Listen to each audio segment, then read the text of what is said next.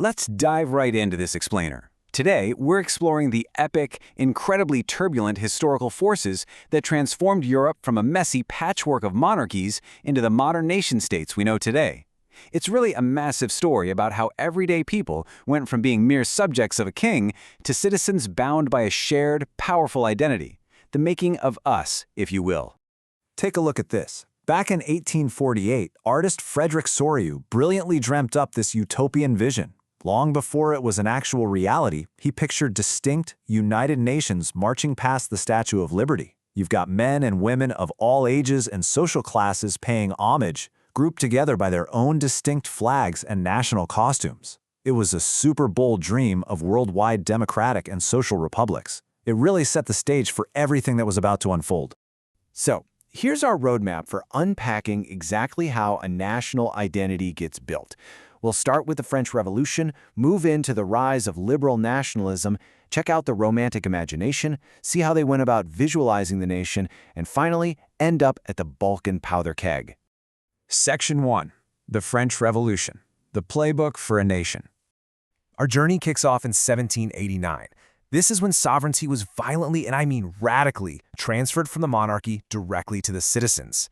And they didn't just fight. They essentially wrote a deliberate step-by-step playbook for building a collective identity.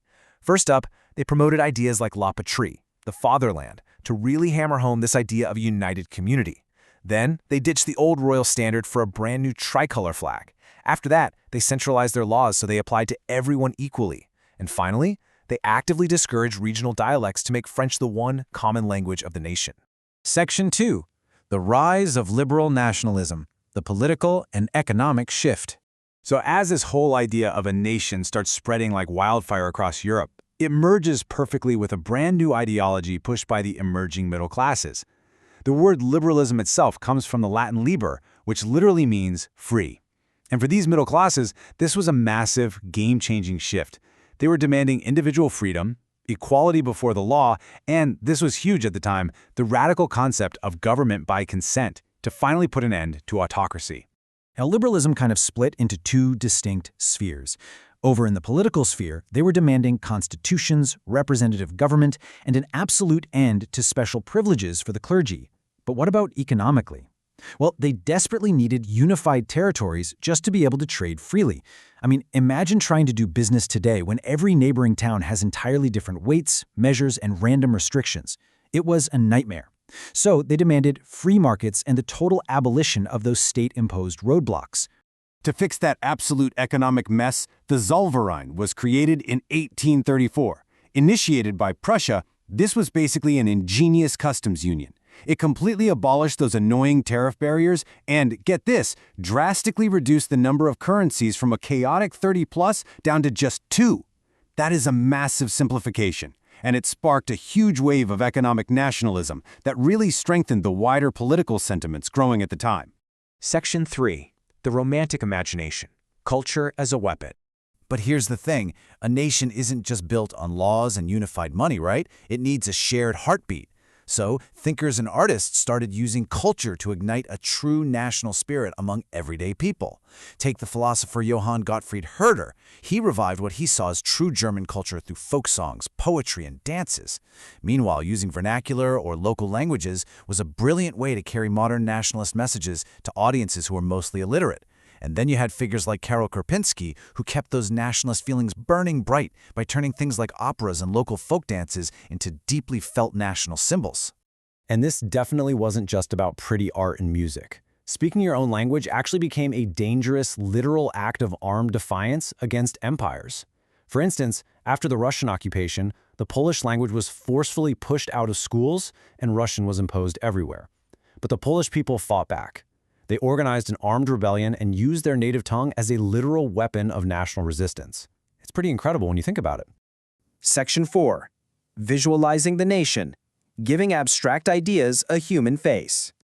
So how do you get everyday people to actually emotionally connect with these massive structural political changes? Well, 18th and 19th century artists realized they needed to give abstract ideas like liberty and justice a human face.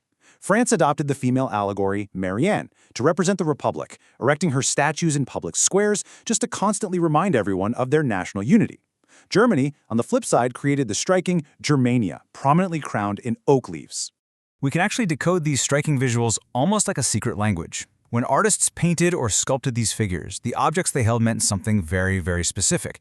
Broken chains? That obviously meant being freed. That crown of oak leaves on Germania? Well, the German oak stands for unyielding heroism. A sword symbolized a readiness to fight, while an olive branch wrapped around that same sword signaled a willingness to make peace. It's brilliant, really. They took highly abstract political theory and made it instantly accessible to the everyday person on the street.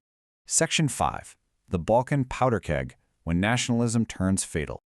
Okay, up to now we've seen how nationalism can beautifully unite people. But there is a dark, sobering reality to what happens when it turns fatal.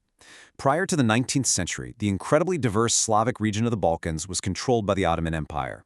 But as the 19th century rolled on, the Ottoman Empire started crumbling, right at the exact moment Romantic nationalism was explosively spreading.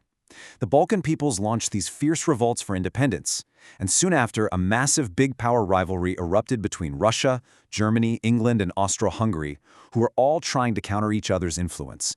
These intense nationalist tensions essentially drew Europe into a deadly domino effect, which, as we know, culminated in 1914 with the outbreak of the First World War. Which really leaves us with this final, crucial thought to ponder. Nationalism absolutely gave people a voice. It forged these tightly united communities out of totally divided empires using shared languages, powerful art, and a collective demand for liberty. But when that intense pride ultimately morphed into explosive global rivalry in the Balkans, at what cost did our modern world arrive? It's a heavy question about the dual nature of our history, for sure. And it's exactly what we need to keep in mind as we look at the political forces shaping the world around us today.